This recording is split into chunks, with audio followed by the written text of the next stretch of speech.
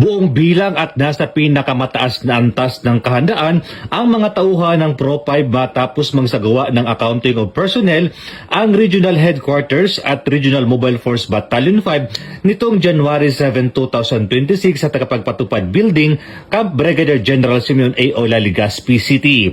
Isinagawang aktibidad upang masuri ang kakayahan ng hanay ng pulisya sa aspeto ng manpower availability, operational readiness at deployment capability kaugnay ng patuloy na pag-alboruto ng Bulkang Mayon na kasalukuyang nasa Alert Level 3. Sa nasabing aktibidad, tiniyak na lahat ng tauhan ay naroon at handa sa anumang posibleng deployment. Sila ay binigyan ng malinaw na briefing hinggil sa kanilang mga tungkulin at responsibilidad at formal na nilagay sa heightened alert status. Nakahanda ang Pro-5 na magbigay ng agarang suporta sa mga operasyong may kinalaman sa evacuation, seguridad, traffic management, humanitarian assistance at iba pang disaster efforts sakaling lumala pa ang sitwasyon ng bulkan. Bilang bahagi ng pinaigting na paghahanda, nagsagawa si Police Colonel Wilson A. Santos D6, DRDO ng Pro-5 ng inspeksyon sa Regional Headquarters kahapon January 6, 2026. Layunin ng inspeksyon na suriin ang kakayahang logistikal at ang kahandaan ng mga deployable personnel sa rehiyon. Tiniyak sa pag-usuri ng mga tauhan, kagamitan at logistical support ay ganap na handang tumulong sa LGU sa disaster response, emergency operations at ligtas na paglikas ng mga residente sa mga apektadong lugar.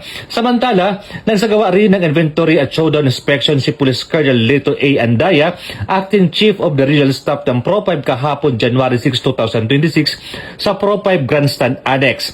Sinuri ang kondisyon at kahandaan ng mga sasakyan, emergency response equipment, communication tools at iba pang mahalagang supply upang matiyak na ang mga ito ay nasa maayos na kalagayan at handa para sa agarang deployment. Sa naturang inspeksyon, personal na inassess ni Police Colonel Andaya ang availability at functionality ng mga kagamitan at nagbigay ng mga rekomendasyon para sa mga epesyenteng alokasyon at mabilis na deployment ng resources.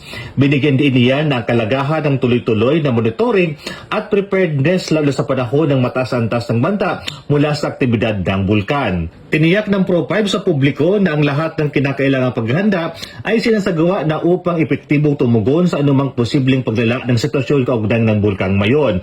Patuloy ang kanilang pagkipagtulungan sa mga lokal otoridad at komunidad upang mapangalagaan ang buhay, mapanatili ang kaayusan at makipagbigay ng napapanahong tulong sa panahon ito ng heightened volcanic activity. Mula dito sa Bicol Region, ako po yung Police News Network Correspondent, Police Staff Sergeant Mercury Topilo, Alakad ng batas, nakataguyod ng balitang pulis.